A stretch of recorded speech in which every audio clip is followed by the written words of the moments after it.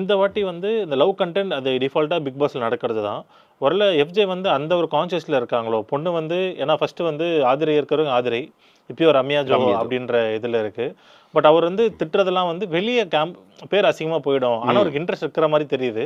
வெளியே பேர் தப்பாக போயிடுமோ அப்படின்ற மாதிரி பார்க்குறாரு. ஆமாம், அந்த கான்ஷியஸ் அவர்கிட்ட இருக்கு. ஏன்னா நேற்று பேசும்போது கூட அவர் சொல்கிறாரு, நான் நேற்று ஏதோ ஒரு வீடியோ ஒன்று பார்த்தேன், அந்த மாதிரி தான் பேசிகிட்டு இருக்காரு. நைட்டு ஷாட்டு இந்த மாதிரி வந்து இதெல்லாம் இங்கே பண்ணக்கூடாது, இது இங்கே பண்ணுற வேலைலாம் கிடையாது, நீ நம்ம என்ன வேலைக்கு வந்து அந்த வேலைக்கு வந்து பார்க்கணும் அப்படின்ட்டு ஆதிரை கிட்ட ரொம்ப ஜாலியாக பேசுகிறாரு. அப்புறம் ஆதிரை வெளியே வர்றாரு. அப்புறம் பார்த்தா ரம்யா ஜோ கிட்ட ரொம்ப க்ளோஸாக இருக்காரு. ஸோ எனக்கு தெரிஞ்சு அடுத்தது ரம்யா ஜோ கிட்ட ரொம்ப க்ளோஸாக இருக்கும்போது ஒரு ஒரு ஒரு கான்ஷியஸ் இருக்க தான் செய்யும். நம்ம வந்து பேர் வந்து வெளியே கெட்டு போயிடும். ஏன்னா வீட்லேயே சொல்லி அமைச்சிருப்பாங்க இந்த மாதிரி வந்து, ஏன்னா தொடர்ந்து ரேப்பர் அப்படின்னாலே ஏதோ ஒரு கெட்ட பேருன்ற மாதிரி ஒரு இருக்கு. அந்த பேரில் நீ வாங்கிட்டு வராத, ஒழுங்காக போறியா, வேலையை மட்டும் செஞ்சுட்டு வாடுற மாதிரி.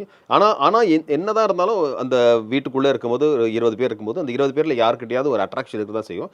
அந்த அட்ராக்ஷன் வெளிப்பாடு தான் எனக்கு தெரிஞ்சு இப்போ ரம்யா ஜோ கூட அவர் சுற்றிட்டு இருக்காரு. பட் எனக்கு தெரிஞ்சு கொஞ்சம் ஒரு இடத்துல ஒரு பார்டர் போட்டு தான் இருக்காரு. ஓகே, இப்போ வந்து நம்ம இந்த சாட்டர்டே சண்டே எபிசோட் வந்து நம்ம விஜய் சேதுபதி சார் வர்றது தான் ஒரு 3rd வீக் வரைக்கும் வந்துருச்சு.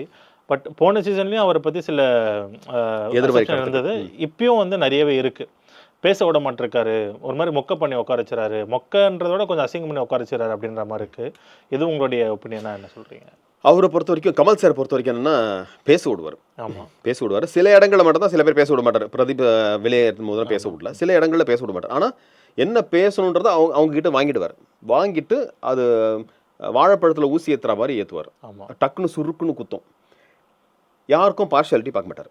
அது ஒன்று இருக்குது. ரொம்பவே பார்ஷியாலிட்டி இருந்தாலும் எங்கேயோ ஒரு இடத்துல 1-2 இருக்கும். பட் அதே ஆட்களில் அடுத்த வாரமும் திட்டுவார். இங்கே பொறுத்த வரைக்கும் என்னென்னா, விஜய் சேதுபதி சார் பொறுத்த வரைக்கும் அவர் வந்து நீங்கள் சொன்ன மாதிரி அவங்க பேச வராங்க, பேச தடுக்கிறார். அவரே நிறைய பேசுகிறாரு. கமருதன் என்ன பேச வந்தாருன்னா தடுக்கிறாரு. நிறைய பேர் அவருக்கு யார் ரொம்ப ஃபேவராக இருக்காங்களோ அவங்கள மட்டும் மேன்மைப்படுத்தி பேசுகிற மாதிரியும், மற்றவங்களாம் கொஞ்சம் பேச விடாத மாதிரியும் தோணுது. ஏன்னா போன சீசன் பார்த்தீங்கன்னா சாச்சனாவுக்கு வந்து பயங்கரமாக அவருக்கு ரொம்ப சப்போர்ட் பண்ணிட்டு இருந்தார். அப்புறம் இங்கே என்ன பார்த்தீங்கன்னா, அதே மாதிரி போன முறை அருண் வந்து ரொம்ப மட்டம் தட்டினார். அருண் வந்து கிண்டல் பண்ணுறது, மட்டம் தட்டுன்னு கிண்டல் பண்ணிக்கிட்டே இருக்கிறது, அவர் மார்க் பண்ணுறது. இப்போ உள்ளே எல்லாரும் மார்க் பண்ணலாம், ஒரு ஆங்கரே வந்து ஒரு மார்க் பண்ணும்போது அது ரொம்ப சங்கடமாக இருக்கும்.